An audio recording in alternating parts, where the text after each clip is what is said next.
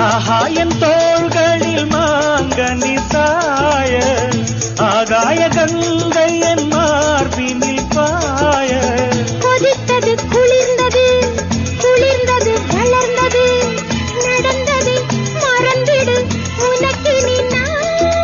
common பாடும் சங்கீதம் காலத்தின் சந்தோஷம் கொட கொட